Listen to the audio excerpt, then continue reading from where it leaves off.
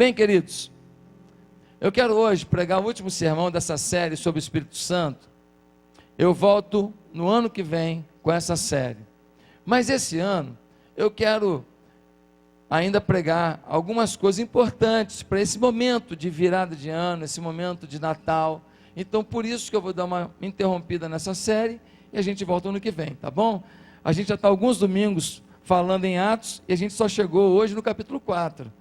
Então tem muita coisa, né? Muita coisa para a gente estudar. E eu queria que você agora estivesse com o seu coração aberto e com a sua Bíblia também aberta.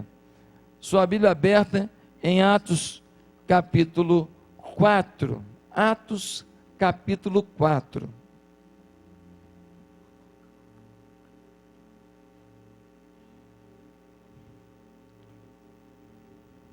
Amém? Você sabe que no capítulo 3, a gente falou de uma cura milagrosa. Qual foi a cura, irmãos?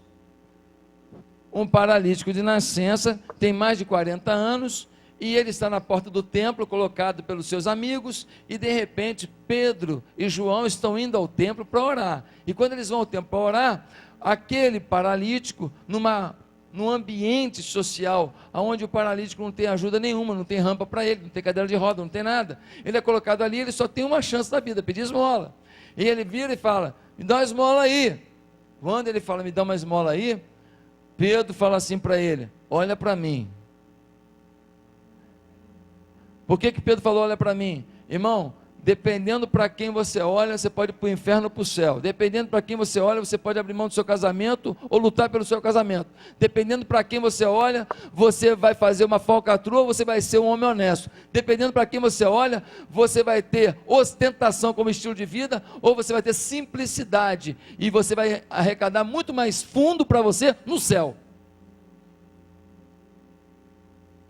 Ele fala, olha para mim. Ele olhou, quando ele olhou no olho de Pedro, Pedro fala assim, não tenho prata nem ouro. Eu acho que o rapaz pensou, dancei. Mas aí Pedro fala, mas o que tenho te dou, em nome de Jesus Cristo. E aí eu expliquei semana passada, que é em nome de Jesus. Por isso que tem gente que o caráter é pequeno, mas o ministério ainda é grande. Por quê? Porque pelo nome de Jesus as coisas ainda estão acontecendo. O nome de Jesus é maior do que a pessoa que o pronuncia, até que Deus dá o seu basta. Você usou meu nome demais, mas agora chega. Está muita gente ficando confusa, achando que você é o que você não é. Achando que você vive o que você não vive. Achando que você tem no coração o que você não tem. Então agora deu o basta. Tem a hora do basta de Deus. Mas enquanto não vem o basta de Deus, e Ele é misericordioso, gente que pronuncia o nome de Jesus, tem feito grandes coisas, levado pessoas a se converter. Maravilhas acontecem, não pela pessoa, não é o poder dele, é o nome de Jesus.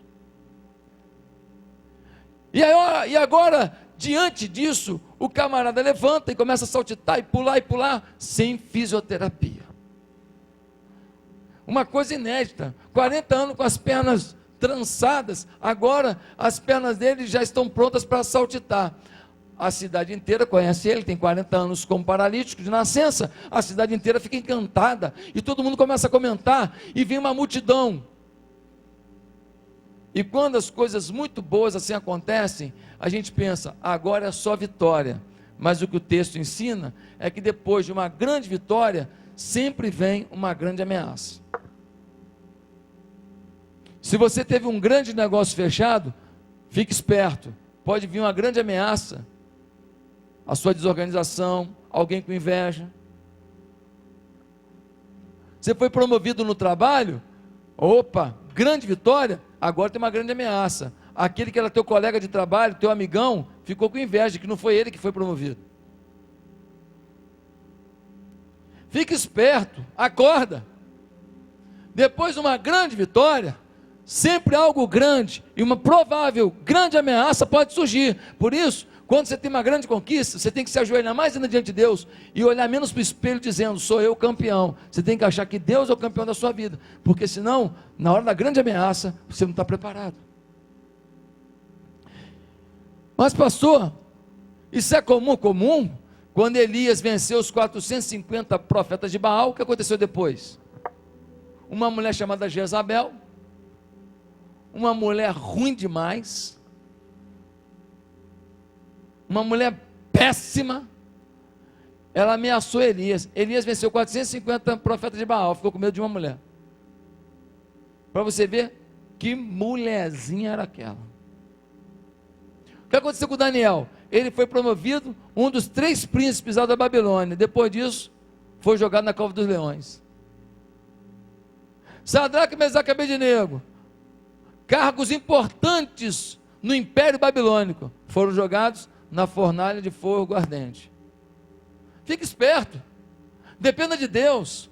É possível depender de Deus no momento da dificuldade e no momento da vitória. É possível acreditar em Deus no momento da abastança, no momento da fraqueza, no momento da escassez. É possível amar a Deus tendo tudo e não tendo nada. Porque tudo se resume na minha fé e na sua fé em Deus. Então, queridos, o que aconteceu depois desse milagre estrondoso?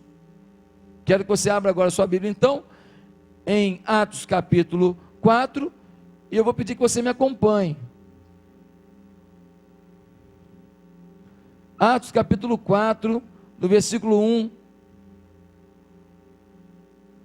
nós vemos assim, baixa o meu retorno aqui, só um pouquinho, gente, o meu retorno. O retorno só do teclado, baixa só um pouquinho. Enquanto Pedro e João falavam ao povo, chegaram os sacerdotes, o capitão da guarda do templo e os saduceus. Eles estavam muito perturbados, porque os apóstolos estavam ensinando o povo e proclamando em Jesus a ressurreição dos mortos. Agarraram Pedro e João, olha que jeitinho carinhoso, né? Agarraram Pedro e João e, como já estava anoitecendo, os colocaram na prisão, até o dia seguinte. Mas muitos dos que tinham ouvido a mensagem creram, chegando o número dos homens que creram a perto de 5.000. Eu gosto desse momento aqui, sabe por quê?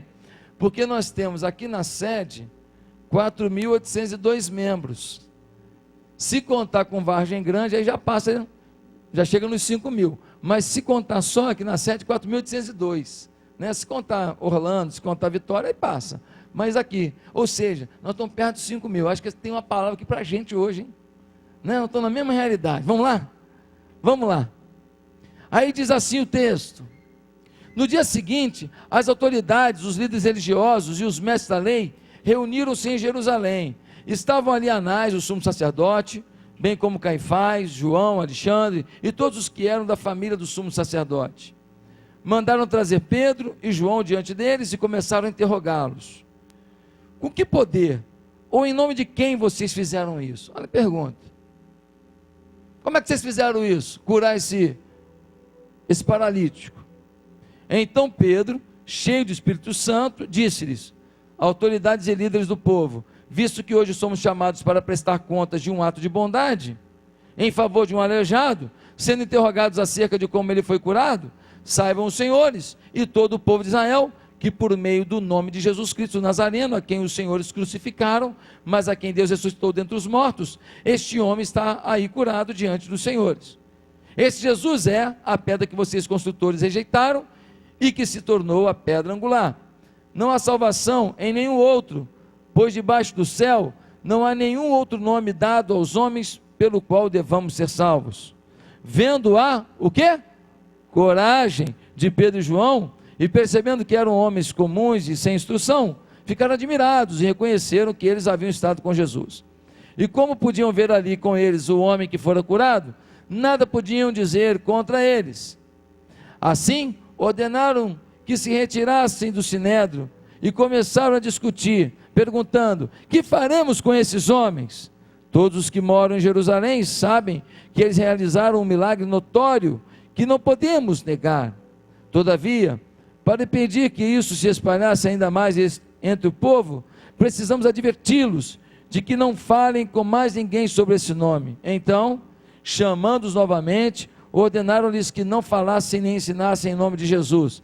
Mas Pedro e João responderam: julguem os senhores mesmo, se é justo aos olhos de Deus, obedecer aos senhores e não a Deus. Pois não podemos deixar de falar do que vimos e ouvimos. Depois de mais ameaças, eles os deixaram ir. Não tinham como castigá-los, porque todo o povo estava louvando a Deus pelo que acontecera, pois o homem que fora curado milagrosamente tinha mais de 40 anos de idade. Quando foram soltos, Pedro e João voltaram para os seus companheiros e contaram tudo, e que os chefes dos sacerdotes e os líderes religiosos lhes tinham dito. Ouvindo isso, levantaram juntos a voz a Deus, dizendo: ó soberano, tu fizeste os céus, a terra, o mar e tudo que neles há. Tu falaste pelo Espírito Santo, por boca do teu servo, nosso pai Davi, porque se enfurecem as nações e os povos conspiram em vão. Os reis da terra se levantam e os governantes se reúnem contra o Senhor e contra o seu ungido. De fato, Herodes e Pôncio Pilatos reuniram-se contra os gentios e com o povo de Israel nessa cidade, para conspirar contra o teu santo servo Jesus, a quem ungiste. Fizeram o que o teu poder e a tua vontade haviam decidido de antemão que acontecesse. Agora, Senhor, considera as ameaças deles e capacita os teus servos para anunciarem a tua palavra, o quê? Corajosamente. Estende a tua mão para curar e realizar sinais e maravilhas por meio do nome do teu santo servo Jesus. Depois de orarem, tremeu o lugar em que estavam reunidos. Todos ficaram cheios do Espírito Santo e anunciavam o quê? Corajosamente a palavra de Deus. Baixe sua cabeça, vamos orar nesse momento.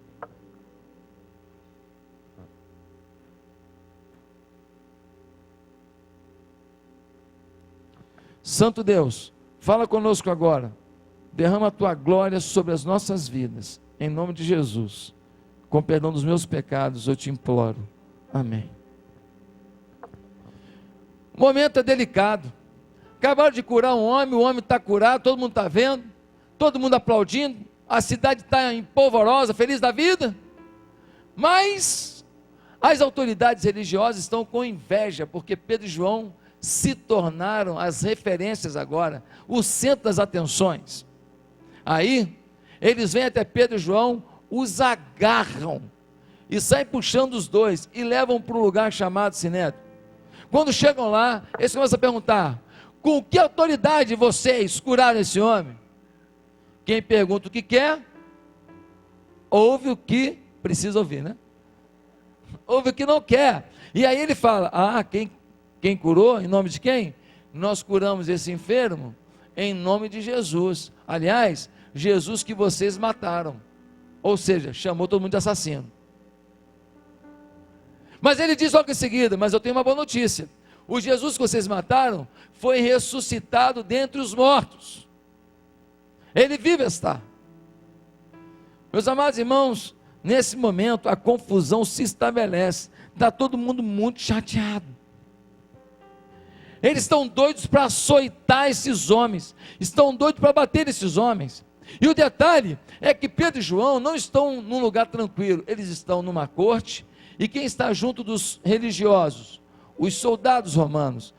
Se você já viu um soldado romano, aqueles caras têm cara mesmo de guerreiro.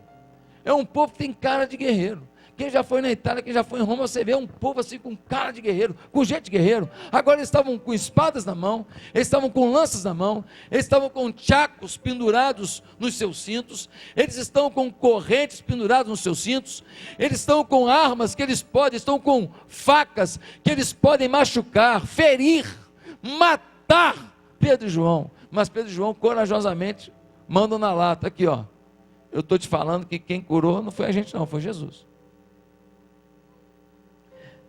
As autoridades ficam desesperadas, tiram eles da sala um pouco e começam a reunir e falam: o que a gente faz com eles? Está todo mundo vendo que realmente o cara foi curado, é notório.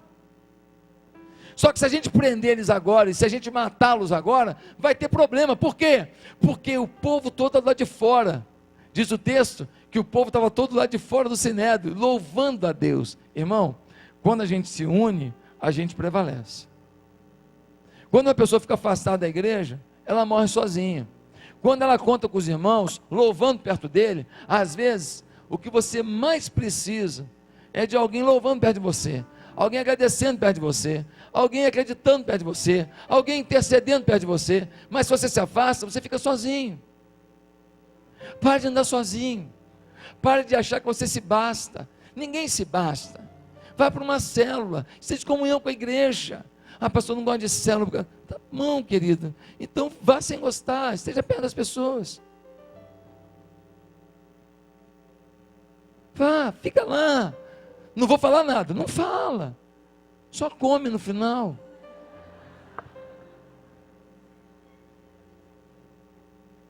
Deixa fluir essa dieta.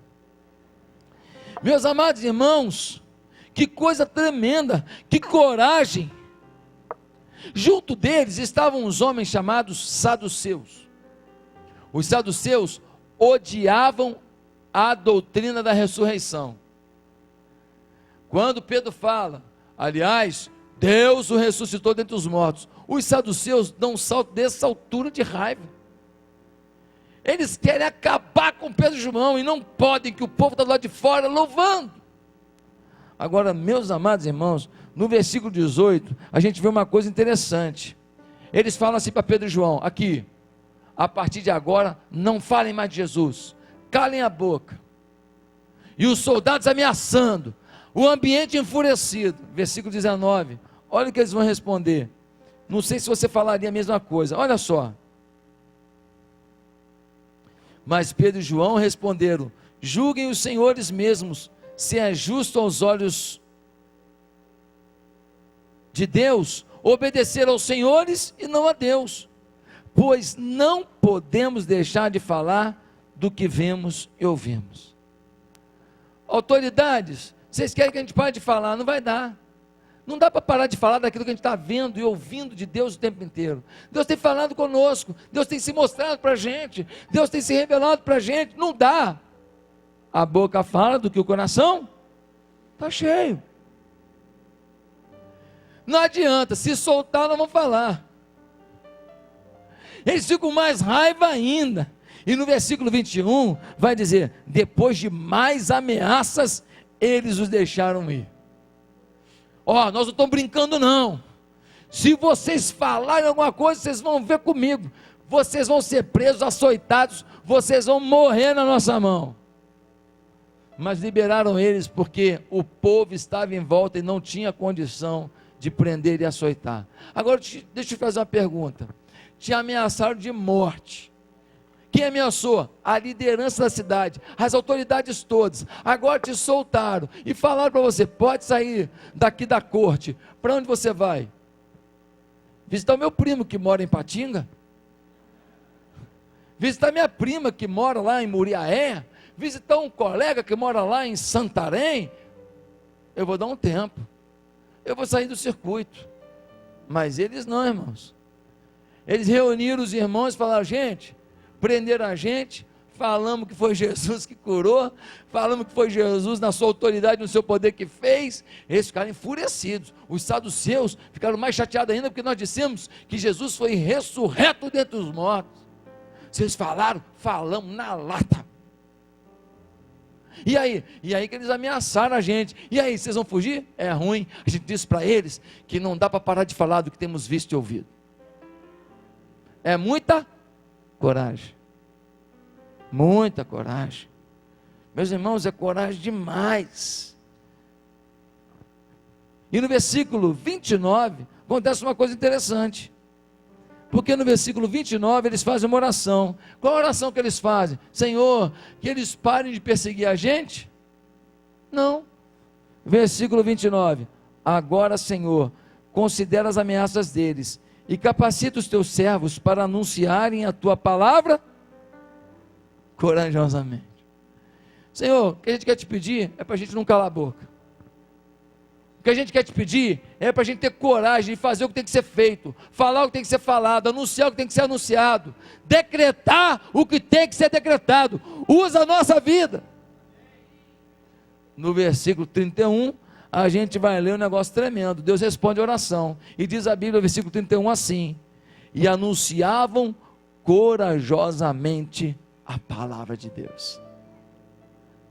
Por isso, para mim, o título do capítulo 4 de Atos deveria ser a coragem do Espírito Santo. A coragem que vem do Espírito Santo, a coragem concedida pelo Espírito Santo, a coragem daquele que governa o coração do homem, o Espírito Santo. E aí eu quero fazer 3 afirmações sobre a coragem que o Espírito Santo dá para a gente. E a primeira afirmação é a seguinte: o Espírito Santo sempre produz coragem. Pastor, eu estou cheio de medo. Pastor, eu não estou acreditando. Pastor, eu estou inseguro. Deixa eu te falar uma coisa. Você pode estar com problema hormonal? Pode. Você pode estar com problema de trauma? Pode. Você pode estar com problema, alguma circunstância dolorida? Sim. Mas se você vive com medo, eu queria te falar uma coisa. Você ainda não está cheio do Espírito Santo. Porque quando você se enche do Espírito Santo, o Espírito Santo vai norteando a sua vida, vai enchendo a sua vida, e a coragem do Espírito se manifesta na vida daquele que ainda está enfraquecido. 1 João capítulo 4, versículo 18, diz que onde está o amor, não há medo. Deus é amor, diz a Bíblia. Quando Deus está na gente, a gente tem uma força para superar todo medo. Pastor, como é que é isso? Como é que é isso? O filho está drogado, o filho está totalmente dilacerado, fisicamente abatido, é um verme ambulante para quem olha, a droga o consumiu. O delegado prende o filho, a mãe chega lá, eu vim ver meu filho. O delegado fala para ela assim, ou o policial, ou alguém que está lá atendendo, fala assim: minha senhora, deixa esse menino para lá, esse menino não merece não. Ela falou assim: o senhor não está entendendo, ele é meu filho. Minha senhora, isso aí é a escola da sociedade, ele vive para se drogar, ele já veio nessa delegacia aqui mais de 30 vezes, a senhora já veio aqui buscar ele mais de 30 vezes, esse menino não tem jeito, minha senhora, vai viver, senão só vai morrer. Ela fala: mas eu o amo, e eu não posso ter medo de enfrentar mais uma vinda aqui, se necessário for. Eu vou até o fim, porque onde há amor, não há medo. Pastor, o meu filho está doente, o meu filho está com dificuldade. Pastor, eu não tenho dinheiro. Aí sabe o que aquela mãe faz? Ela se vira, ela vende salgadinho, ela faz uns bordadozinhos de pano de prata e vende. Ela faz, lava uma roupinha para fora. Ela dá um jeito para levantar um dinheiro, para poder comprar um remédio do filho dela que está doente. Sabe por quê? Porque onde há amor, não há medo. Não dá para ter medo, não dá para olhar para o medo. Eu tenho que enfrentar, porque eu amo meu filho. Eu vou salvar o meu filho. Meus amados irmãos, David Brainerd foi um grande missionário entre os índios nos Estados Unidos. Jonathan Edwards, um grande avivalista, um homem cheio do poder de Deus, se inspirou na vida de David Brainerd. Mas eu fiquei impressionado quando eu estava lendo os escritos de Jonathan Edwards, e ele fala de David Brainerd, esse homem que o inspirou e que foi missionário no meio dos índios. Eu queria que você prestasse atenção, esse texto é riquíssimo, preste atenção. Jonathan Edwards vai dizer assim: há uma coisa facilmente discernível na vida de Brainerd, que por muitos pode ser considerada uma objeção às evidências extraordinárias de sua religiosidade e devoção, a saber, que ele era, por sua própria constituição e temperamento natural, muito inclinado para a melancolia e desânimo de espírito. O David Brainerd era inclinado para quê? Melancolia e desânimo de espírito. Há quem pense que a religião é algo melancólico, e que aquilo que se chama de experiência cristã é pouco mais do que melancolia, que perturba o cérebro e excita as imaginações entusiásticas. Mas Brainerd dedicou bom tempo à comunhão a sós com Deus. No meio da sua tendência ao desânimo e melancolia, ele decidiu fazer o quê? Buscar comunhão a sós com Deus. A ocasião surgiu em que Brainerd pôde apresentar-se como missionário aos índios. Sua saúde precária era um fator de preocupação, tendo em vista as condições inóspitas e difíceis que enfrentaria. Seus amigos lhe diziam: se Deus quer que você vá, Ele lhe dará forças. Quando tinha 24 anos, Brainerd escreveu em seu diário: quero esgotar minha vida nesse serviço, para a glória de Deus. No ano seguinte, começou a dedicar sua vida pregando aos índios nas florestas solitárias e frias.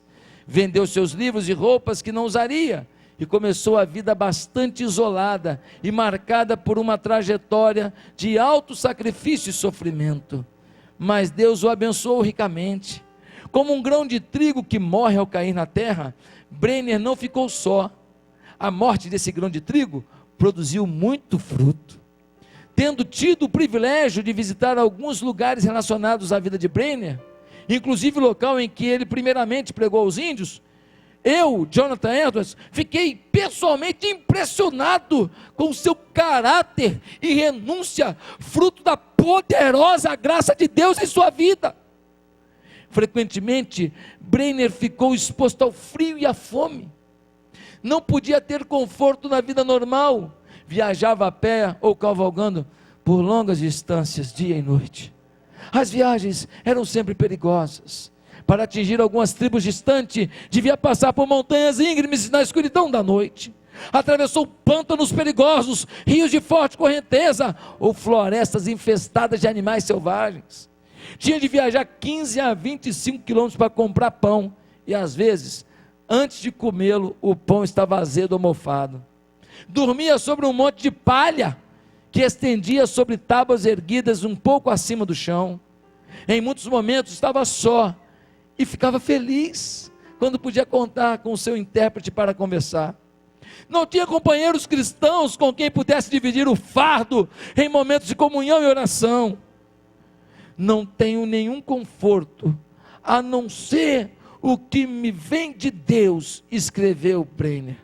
Seu ministério tornou-se bem amplo, alcançando índios nos estados americanos de Nova York, Nova Jersey e ao leste da Pensilvânia. Poderia citar muito mais coisa aqui. Um homem com tendência à melancolia e ao desânimo. Decide buscar uma comunhão com Deus a sós. O que aconteceu? Uma coragem o toma para deixar o conforto da sua casa e ir para o meio dos índios, lá nos séculos passados, num tempo em que não há estrutura nenhuma. E então David Brenner vai agora doar a sua vida pela salvação daquelas pessoas, passando por correntezas dos rios, passando por feras selvagens, serpentes, ursos e vários animais. David Brenner vai agora doar a sua vida dizendo: o meu consolo é o Senhor. Ele doa a sua vida, ele tem uma coragem que eu e você talvez nunca viéssemos a ter. Sabe por quê, meu irmão? Porque um dia ele decidiu ter uma experiência maior com o Senhor, lá no século XVIII. Como é que está a sua vida? Você tem sido corajoso? O que você faz de corajoso? Quem vê a coragem nos seus olhos? Meus amados irmãos, em alguns momentos aqui na igreja, eu passei por situações muito difíceis. Eu não sabia se deveria fazer ou não. A situação era complicada, exigia uma grande dose de fé, era um salto de fé muito grande, e o meu eu dizia: segura a tua onda. Mas ao mesmo tempo o Espírito Santo me dizia: vá, não pare, não pare, não pare, não pare. Quando você se enche do Espírito Santo, o Espírito Santo te dá uma coragem que não vem de você, te dá uma força que você não consegue entender. Se você está com medo de alguma coisa na vida, se você é atacado pela melancolia, pelo desânimo, pela depressão, pelo pânico, pela preguiça, pela letargia, eu queria te desafiar a ter experiência com o Espírito Santo, se encher, porque Ele te dará coragem. Amém? Segundo lugar, segunda afirmação que eu quero fazer sobre a coragem que o Espírito Santo nos dá, é que a coragem do Espírito Santo não se submete às leis dos homens, se estas contrariam a Deus. O poder, a coragem do Espírito Santo, meus amados irmãos, não se submete à lei dos homens, se elas contrariarem a Deus. Olha o versículo 18. No versículo 18 eles falam: não falem mais de Jesus. Versículo 19: julguem vocês se é justo diante de Deus não obedecer a Ele e obedecer a vocês. Nós não vamos parar de falar do que temos visto e ouvido. Meus amados, estamos vivendo um tempo de ameaças à nossa fé. O tempo inteiro as pessoas querem dizer que algumas coisas são comuns. O tempo inteiro as pessoas querem dizer que algumas coisas são assim mesmo. E alguns acham que a igreja não tem que se misturar com a sociedade, a igreja não tem que se misturar com a política, a igreja não tem que se misturar com as tendências desse mundo moderno. Ei, acorde! Os profetas do Antigo Testamento botaram o dedo na cara de reis e denunciaram seus pecados. Ei, João Batista repreendeu o rei Herodes, porque ele tomou a mulher do seu irmão. Os apóstolos denunciaram os maus feitos do Sinédrio, que era a corte religiosa. Lutero criticou a aristocracia feudal exploradora dos pobres no século XVI. Wesley condenou o tráfico humano de escravos no século XVIII. John Bunyan se recusou a obedecer às autoridades inglesas que o proibiram de pregar na Inglaterra. Finney denunciou a escravidão, contrariando as ameaças das autoridades. Dietrich Bonhoeffer se colocou contra o nazismo de Hitler. E por que se colocou contra o nazismo de Hitler? Ele morreu lutando contra o nazismo, enquanto muitos líderes religiosos aceitaram o nazismo como uma resposta de Deus para a Alemanha. Meus amados irmãos, nós estamos aqui achando que isso tudo que está acontecendo no país é de graça.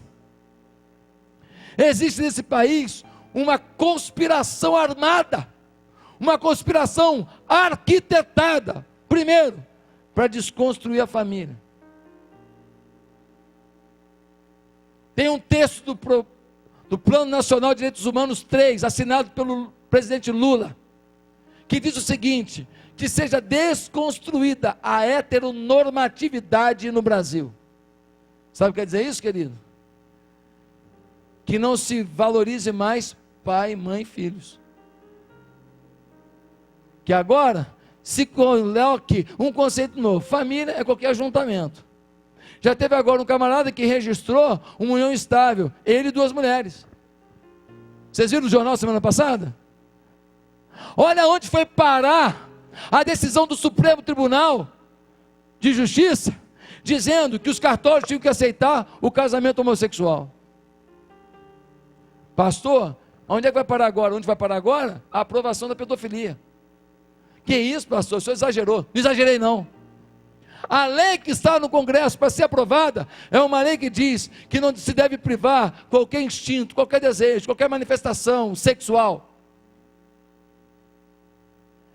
E tendo uma jurisprudência de algum maluco doente que vote isso, meus irmãos, daqui a pouco as nossas crianças vão ser violentadas. O turismo sexual estará sancionado. Você está achando que há pouco? Tem um monte de coisa que está sendo feita aí, querido, que você não acredita. As cartilhas que são entregues às nossas crianças, com fotos imorais, com cenas de sexo, ensinando crianças a se masturbar, ensinando coisas terríveis. Eu tenho cartilha lá em casa. Ninguém me contou, eu tenho. Meus amados irmãos, um dia eu cheguei na escola e perguntei na escola que meu filho estava estudando. Eu falei assim: vem cá, não vai ter dia dos pais não? Eles falaram, sabe o quê? Assim, não vai ter não, agora a gente não faz mais dia do pai e da mãe não. Eu falei, mas por que não faz? Não faz mais não, porque agora a gente só faz o dia da família, porque qualquer construção de família tem que ser homenageada. Eu falei, poxa, mas o meu filho cantava para mim: Claudinho, sem bochecha sou eu, assim sem você. Aí eu ficava chorando. Eu gostava daquilo. Porque todo ano é a mesma música, né, irmãos? Sou eu, assim, sem você. Aí o Gabriel cantava, o Lucas cantava e eu chorava. Eu ficava apaixonado pelos meus filhos mais ainda, chorando ali. Foi ou não foi? Quem é pai já ouviu essa música lá na hora da homenagem? Não, é? Todo ano a mesma música. Todo ano a mesma música. Eu falei, quer dizer então que a música do Claudinho Bochecha não vai mais tocar para mim não, né? Falei, quer dizer então que a gente ignora agora a família e a gente prioriza a exceção. A exceção domina. E aquilo que é o normal, aquilo que garante a continuidade da família, fica desprezado. É isso mesmo. Que pena que como educadores vocês se perderam, disse eu para ela. Irmãos, eu li no Jornal Semana agora, sabe o quê? Que tem uns empresários lá em São Paulo, que eles querem construir uma coisa muito bonita numa cidade lá de São Paulo. Sabe o que é? É um parque erótico. Eles vão gastar 150 milhões para construir um parque para as pessoas fazerem sexo onde quiserem, faz sexo na roda gigante, faz sexo no trem fantasma. 150 milhões. Aí sabe o que vai acontecer? O camarada que mora naquela cidade, quando lembrarem da cidade, vão lembrar de quê? Da perversão. Então toda mulher que nascer lá, já sai com um título legal.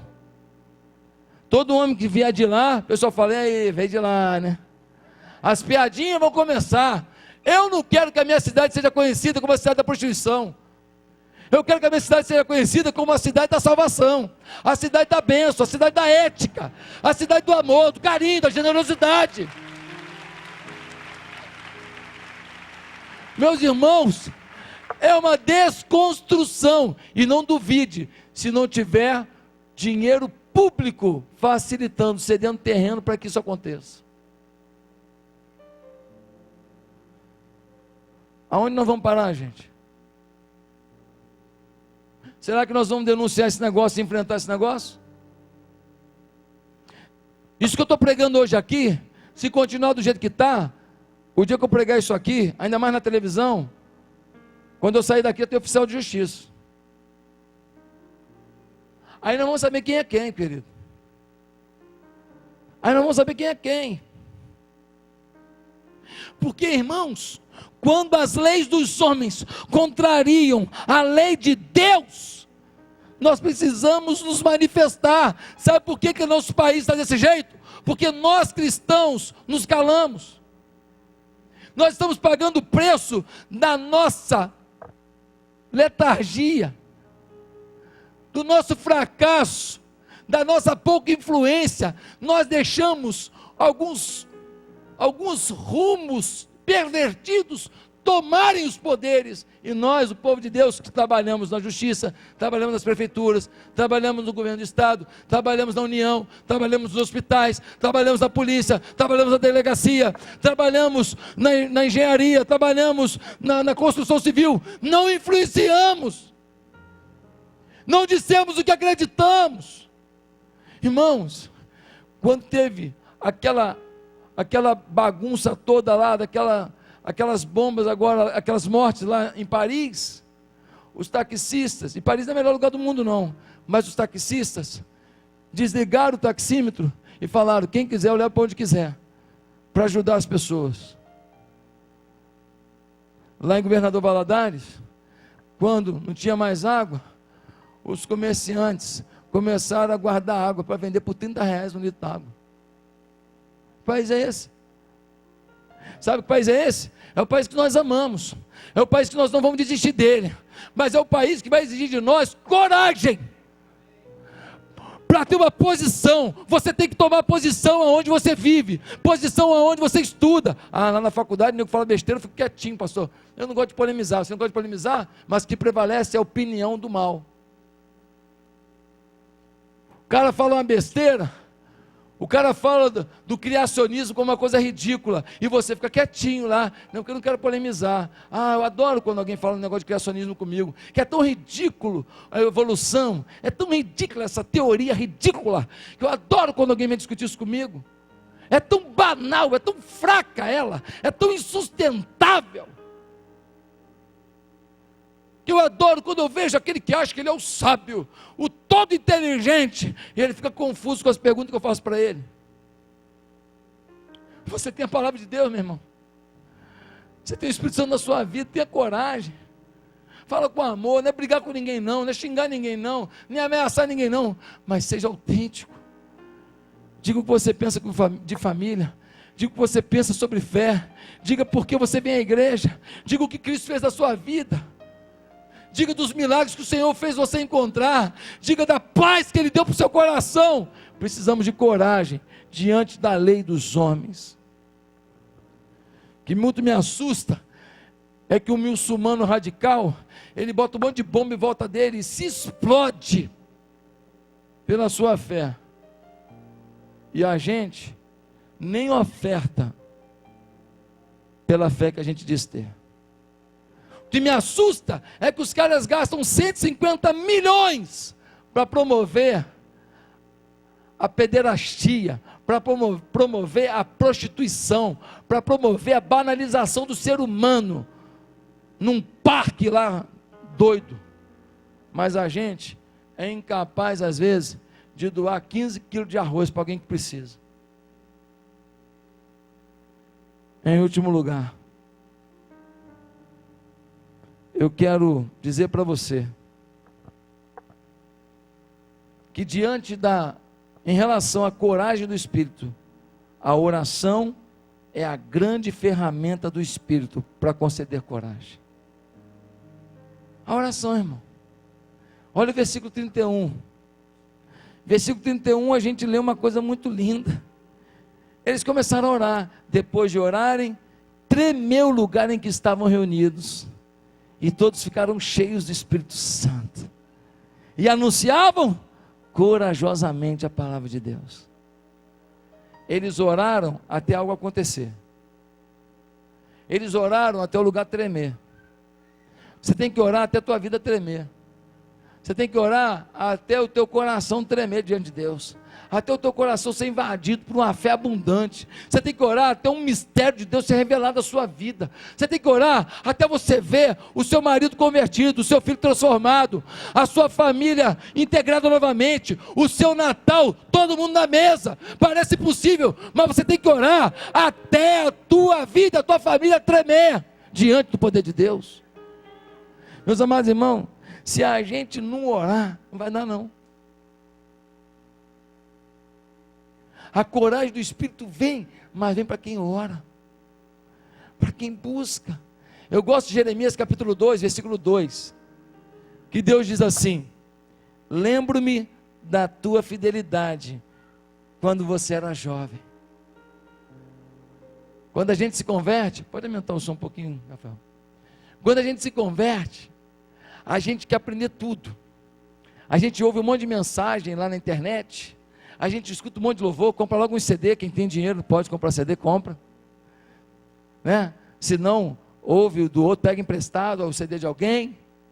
A gente quer vir para a igreja, o que vai ter agora? Vai ter isso, eu vou também, eu quero mais. Só que o tempo vai passando e a gente vai relaxando. A gente vai ficando meio moroso, a gente vai ficando meio técnico, a gente começa a ser um pouco mais crítico, a gente começa a ter muita opinião e pouca inspiração, a gente começa a ter muita crítica e pouca vontade de ajudar a resolver os problemas e aquilo que gera crítica. Meus amados irmãos, muitos esquecem do que Deus está falando. Eu lembro-me da tua fidelidade quando você era jovem. Eu lembro do teu primeiro amor. Eu tenho saudade quando você era apaixonado por mim. Eu tenho saudade quando você queria mais de mim. Eu tenho saudade quando as pessoas te ensinavam a Bíblia e você ficava ali, sem bancar o sabe tudo. Você queria aprender, porque você era humilde. Você entendia que alguém tinha mais para te ensinar do que você sozinho aprender. Eu tenho saudade de quando você se ajoelhava na sua casa e você acreditava que 3 segundos depois a resposta ia vir. Eu tenho saudade de quando você ia para a igreja e o pastor pregava que você tinha que ter coragem e você saía dali e decidia mudar a história do mundo. Você se envolvia na palavra, você se entregava à palavra. Eu tenho saudade daquele ardor que você tinha de querer mais de mim o tempo todo. Meu amado irmão, o que é oração? É ter uma audiência exclusiva com Deus. O que é oração? É diálogo. É falar e esperar Deus responder. Muitas vezes, a gente não tem nem que falar muita coisa. A gente só fala assim: Deus, eu estou aqui. O Senhor quer falar? Às vezes, você vai orar e vai falar assim: Deus, olha só, o que o Senhor está achando da minha vida? Antes que o Senhor fale, vamos fazer o seguinte: eu vou dizer o que eu acho do Senhor. E os louvores começam a fluir, e uma música gostosa vai sendo ecoada, e aquela música vai fluindo, você vai dizendo: Deus, o Senhor é isso, o Senhor é aquilo, o Senhor é maravilhoso, Senhor, o Senhor cuidou de mim naquele momento difícil, Senhor, o Senhor me ajudou quando eu menos imaginava, Senhor, o Senhor abriu uma porta para mim, Senhor, eu te amo tanto, porque Deus habita no meio dos louvores. E aí quando Deus se manifesta, você sente que a presença dele está tomando o teu coração, aí você fala: Senhor, agora eu queria te falar uma coisa, assim, nós temos que resolver um negócio aqui. Eu estou bem chateado que aquele negócio que eu estou te pedindo não chegou ainda. Eu estou precisando muito de uma resposta daquela área da minha vida. Eu estou sem entender por que o Senhor deixou isso acontecer comigo. Senhor, por favor, revela para mim a tua voz, a tua verdade, a tua vontade. E meus irmãos, o Senhor começa a fluir no ambiente que a gente está, e o Senhor começa a falar conosco. A oração é a maior força que atua na terra. Orar é conectar o altar com o trono, é unir a fraqueza humana à onipotência divina, é entrar na sala do trono e falar com aquele que tem as rédeas da história em suas mãos. Sendo Deus soberano, escolheu agir na história por meio das orações do seu povo. A oração move o braço daquele que governa o universo. Não vai ter jeito sem oração. Não vai ter jeito sem oração. Quero terminar essa palavra perguntando uma coisa: o que você faz que envolve coragem hoje? Fala para mim, o que você faz que envolve coragem? O que você faz que envolve coragem hoje? Ei, o que você faz aí que envolve coragem? O que você faz que envolve coragem? O que você faz que envolve coragem? O que você faz que envolve coragem, mas coragem do Espírito Santo? Eu queria te desafiar uma coisa hoje, e é uma boa notícia para você. Eu queria que hoje você fizesse, sabe o quê? Você decidisse se encher do Espírito Santo, tomar posse da coragem que vem dele, e fazer alguma coisa corajosa em nome dele. Eu não sei se você vai montar uma banquinha para distribuir café com leite e biscoito na fila do SUS, e vai orar por aquelas mulheres todas lá. Eu não sei se você vai fazer uma reunião lá no seu trabalho, na hora do almoço, na quarta-feira. Fala: gente, na quarta-feira, todo mundo pede quentinha, que nós vamos fazer um negócio aqui, nós vamos fazer o encontro da oração, nós vamos orar junto aqui. Eu não sei se você vai juntar um grupo de pessoas e vai começar a ajudar as prostitutas ali na Seramitiba. Eu não sei se você vai começar a mandar carta para pessoas que estão na prisão. Eu não sei se você vai pegar os seus cadernos do tempo de escola, de tudo, vai descobrir, vai lá no Facebook descobrir as pessoas, vai começar a evangelizar as pessoas que fizeram parte da sua história, e dizer: olha aqui, ó, estou sem te ver há 10 anos, tem uma coisa para te dizer. Deus quer um encontro com você. Pastor, mas é uma loucura isso. Pois é, por isso que eu estou te falando, que tem que ter coragem. Senão não precisava de coragem. Eu não sei se você vai se aventurar e falar assim: pastor, vai ter agora os servos da igreja, né? Os 40 jovens que serão preparados para serem os novos pastores daquilo que Deus vai fazer nesse lugar. Pastor, eu estou nessa. Essa galera vai vir para a igreja. E sabe o que vai acontecer? eles vão ter tempo devocional, depois vão ter aula a manhã inteira. Quando acabar a aula, sabe o que eles vão fazer? Eles vão ralar. Tiver aqui para o enterro, vai para o enterro. Tiver para o hospital, vai para o hospital. Tiver aqui para a parte administrativa da igreja, parte administrativa. Tiver aqui para outro setor, para outro setor. Tiver aqui para o banheiro lavar, vai para o banheiro lavar. Eu estou dizendo que estou chamando o Jó para vir lavar o banheiro. Não, não é isso. Mas se precisar, vai. Pastor, mas que isso, pastor? É, meu irmão. Quando a igreja começou, eu lavei muito banheiro. Eu varri muito chão. Eu pintei parede. Eu peguei o violão, com aquelas musiquinhas básicas que eu sabia, e falei, é blengue, blengue mesmo. Vamos lá, gente. Todo mundo blengue, blengue. Não há Deus maior. Não há Deus maior. Não há Deus maior. Não há Deus maior. Não há Deus melhor. Não há Deus tão grande como o nosso Deus. Só tinha essa. Cantava essa. Todo dia. Todo dia. E um dia o violão arrebentou a corda. Vamos tocar com 5 cordas, tá bom, eu sei. Eu sei também. Não melhora muita coisa mesmo, não. Eu tocando no 5 e 6 não dá muita diferença. Irmão, quem é servo vai fazer valer aquele ditado: quem não tem cão caça com gato. Quem é servo só quer saber de servir. Eu queria te perguntar uma coisa, hein? O que você faz de serviço para Deus com coragem do Espírito Santo? Responde aí, irmão. Responde no seu coração. O que você faz para Deus com a coragem do Espírito Santo? Hoje, eu fui almoçar no restaurante aqui. Deus é tão bom que vieram me atender 4 pessoas. Veio um, veio outro, veio um, veio outro. E os 4 pessoas. Com todos eles eu orei. Falei, fulano, qual é o seu nome? Antônio. E o seu? O meu é tal. Você me permite de eu fazer uma oração com você? Você me permite, por favor, posso orar com você? Como é que ela fala, não? E eu falei, Senhor, abençoa o Antônio, abençoa o fulano aqui, abençoa com a tua graça, Senhor, abençoa a família dele.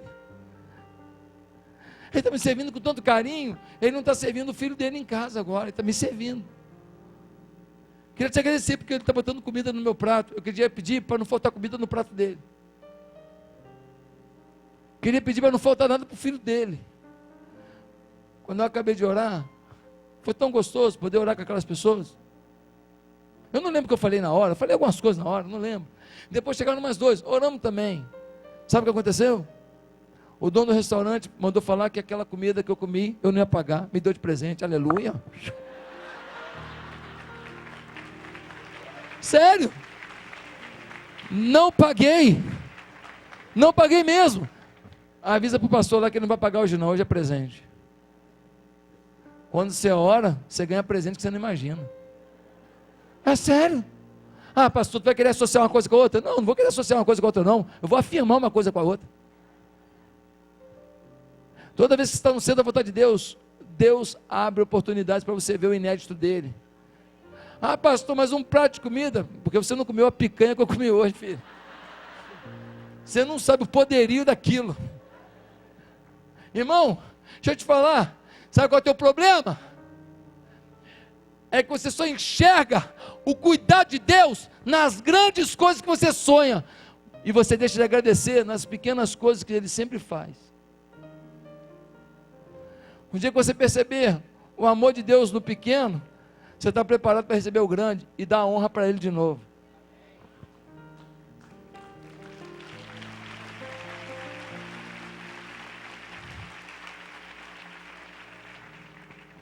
Quero terminar falando de uma história que já falei aqui na igreja, mas vale a pena lembrar. Quero te falar de David Livingstone. Esse homem deixou a Inglaterra, o bem bom da Inglaterra, o desenvolvimento da Inglaterra.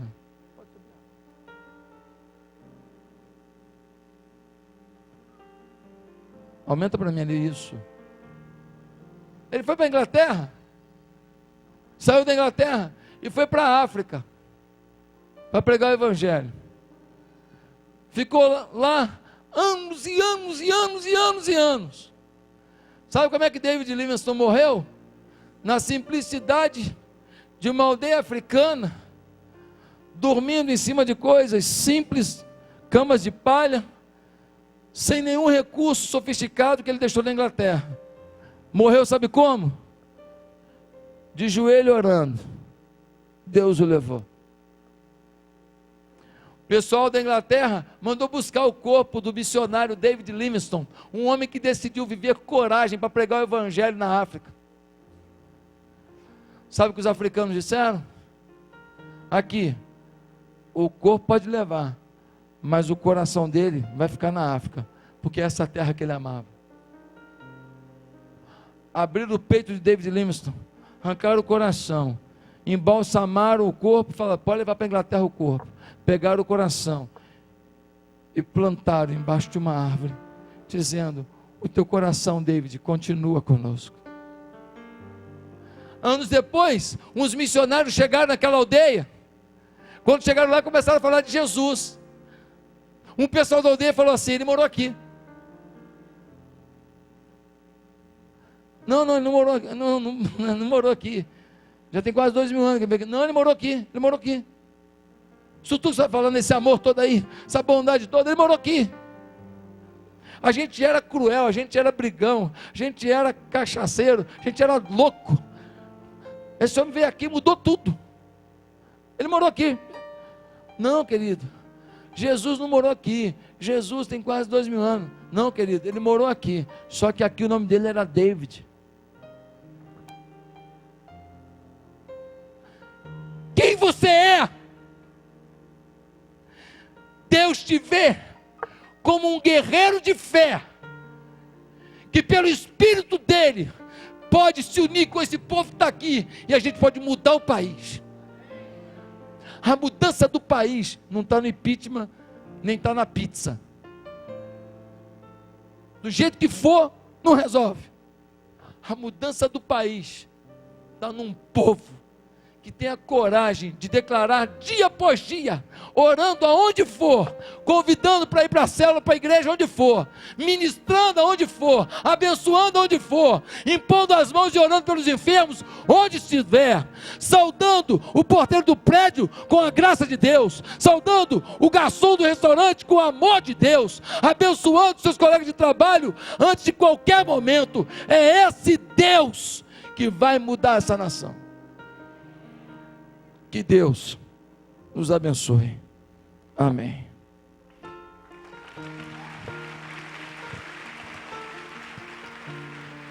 Quero convidar aqueles que vão me ajudar na ceia do Senhor, que venham, por favor, rapidamente aqui à frente.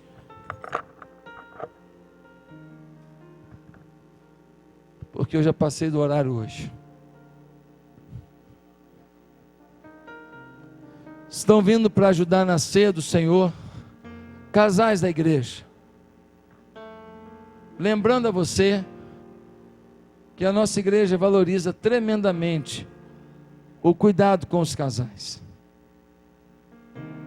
Meus amados, nós teremos uma ceia muito objetiva, mas esse momento se faz extremamente necessário.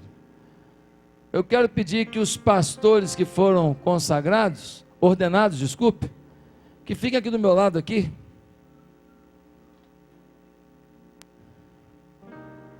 E agora, com esses casais aqui, eu queria dizer para você, que na nossa igreja nós temos curso, casados para sempre, criação de filhos, finanças, curso de noivos. Nós temos curso reconstruir, para quem já foi casado, está reconstruindo a vida, reconstruir certo, dessa vez não ter problema num novo casamento. Nós temos, o que mais? Curso de homem, né? Homem ao máximo, mulher única, para você ser macho mesmo, mulher feminina mesmo, né? Porque tem um monte de mulher que está virando meio assim, meio forte demais, tem muito homem que também está baixando a guarda. Nós temos que, cada um na sua posição. Deus fez a gente assim. Então esses cursos, aqui tem alguns líderes desse ministério, aqui que estão à frente. Então os casais nos lembram esse cuidado da igreja.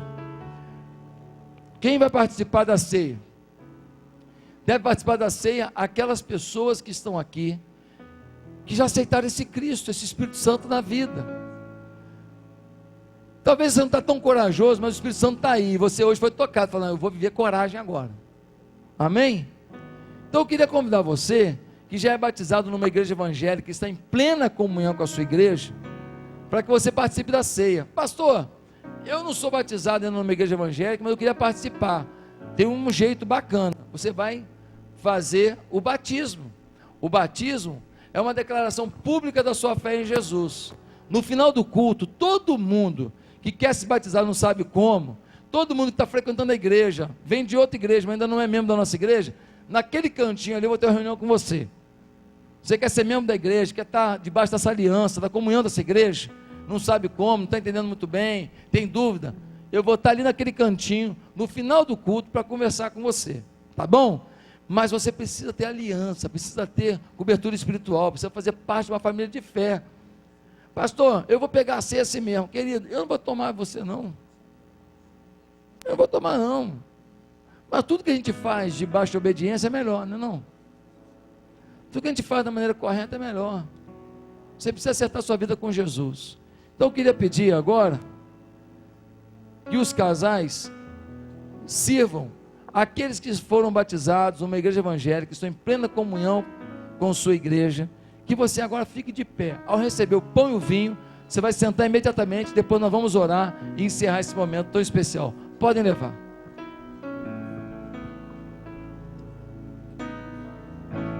Se entregou em meu lugar e morreu para me salvar. Lá na cruz provou o cálice da dor, me amou, me amou. Em silêncio ele sangrou pra ganhar meu coração. Coroado pela minha transgressão, me amou, me amou. Toda vez que eu chorar, certamente vou lembrar do preço que foi pago para me salvar. O que era o meu fim foi o início para mim. Da morte fez a vida florescer. Te adoro, majestade,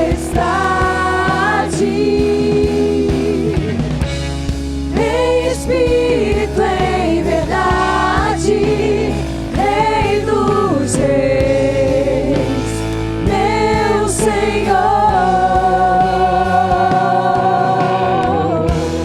Te adoro, majestade, em espírito, em verdade, Rei dos reis, meu Senhor, Salvador.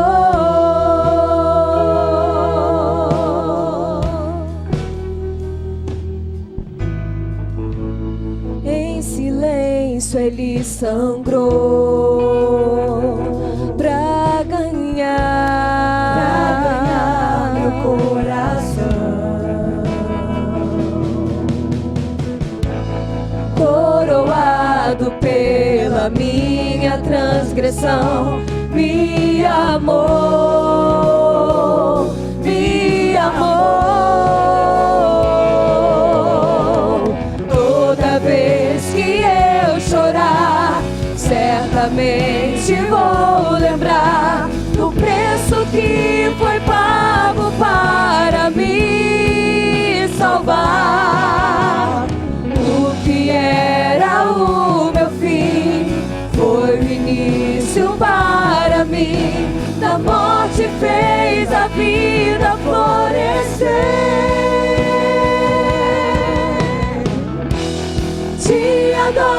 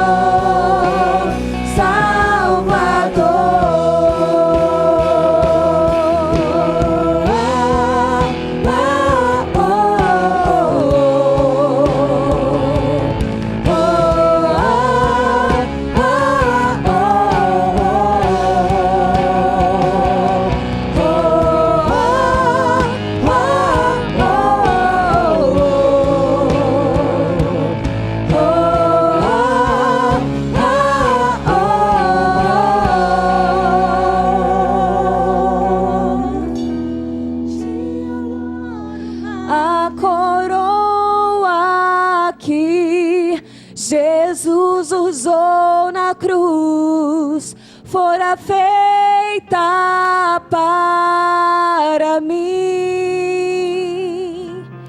Ele a trocou pela minha salvação e jamais terá de usá-la outra vez.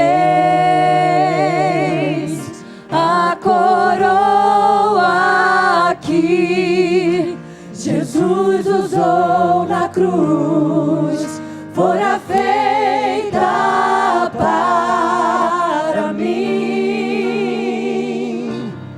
Ele a trocou pela minha salvação e jamais terá de usá-la outra vez. A coroa que Jesus usou na cruz fora feita para mim. Ele a trocou pela minha salvação e jamais terá de usá-la outra vez. A coroa que Jesus usou na cruz fora feita para mim. Ele a trocou pela minha salvação e jamais terá de usá-la outra vez. E jamais terá de usá-la outra vez. E jamais terá de usá-la outra vez.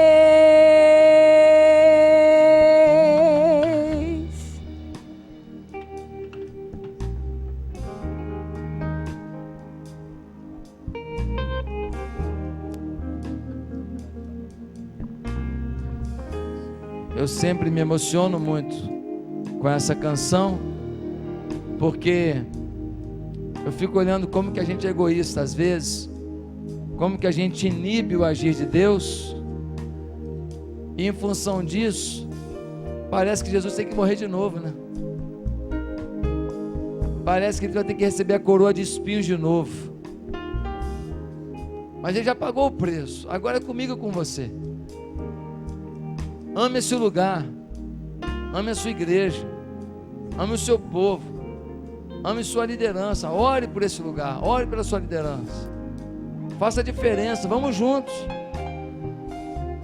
vamos fazer diferença, vamos mudar a história, é possível, irmãos, sem sombra de dúvida,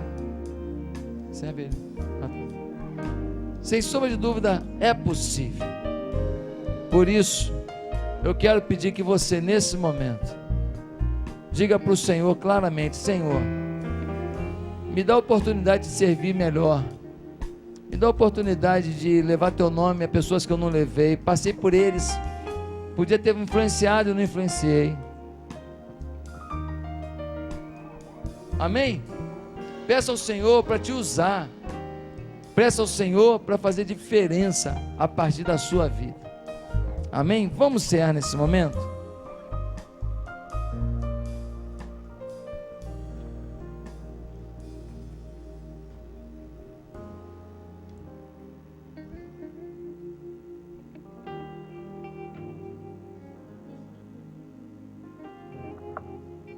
A palavra de Deus diz que toda vez que a gente comesse esse pão aqui, a gente estava lembrando do corpo de Jesus. Ele não veio em espírito, ele não veio em energia, ele veio no corpo. Passou por tudo que a gente passou pelas tentações, passou pelas dores, machucou o pé, torceu o tornozelo, escorregou, tudo que você passa. Mas ele venceu o pecado, e por causa disso nos garantiu a salvação. Em gratidão a Deus pela vida de Jesus, porque ele veio em homem, para mostrar para a gente como viver nesse mundo, comamos o pão.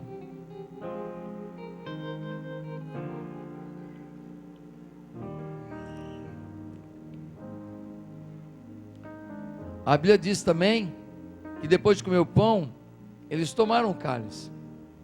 E o cálice significava um novo tempo, um novo testamento, uma nova aliança. Significava que os pecados não tinham força mais para vencer o homem, porque o sangue derramado por Jesus nos purifica de todo pecado. Bom saber disso, né? Tudo que você fez tem perdão no sangue de Jesus. Tudo que você pensou tem perdão pelo sangue de Jesus.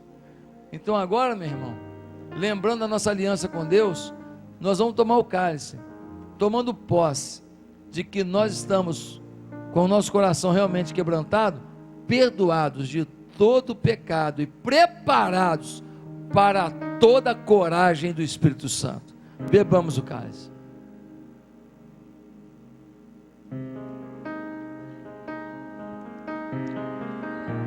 Amém? Nós vamos ter agora uma bênção apostólica pelos 3 pastores ordenados, tá certo? Vai ser tipo um jogral aqui, mas algo muito espiritual. Por isso, eu quero pedir que agora você estenda sua mão ao céu, assim simplesinho, assim, ó, recebendo esse momento de graça divina sobre a sua vida. Vamos lá? Que o amor de Deus Pai, a graça do nosso Senhor e Salvador Jesus Cristo e as benditas consolações do Espírito Santo seja com todos vós e com todo o povo de Deus espalhado por toda a face da terra, e agora para todos sempre. Amém. Aleluia. Glória a Deus. Glória a Deus. A Bíblia está aí? A Bíblia está aí? A Bíblia? Calma aí.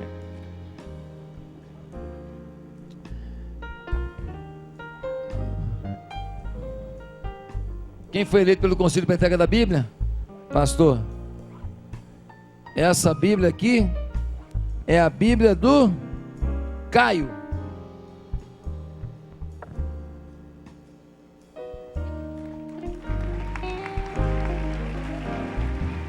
Pastor Leandro.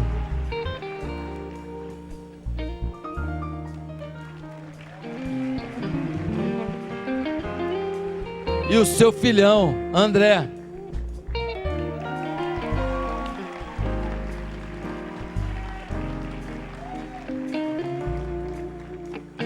Queridos, não terminou o culto, terminou uma festa, né? Uma festa espiritual. Vamos sair daqui e vamos vencer as batalhas da semana com fé em Jesus. Amém? Consagra, já foi feita? Foi feita. Que Deus abençoe, boa semana. Quem quiser se batizar, ser membro da igreja, quer saber informações, ali para a direita comigo agora, que eu vou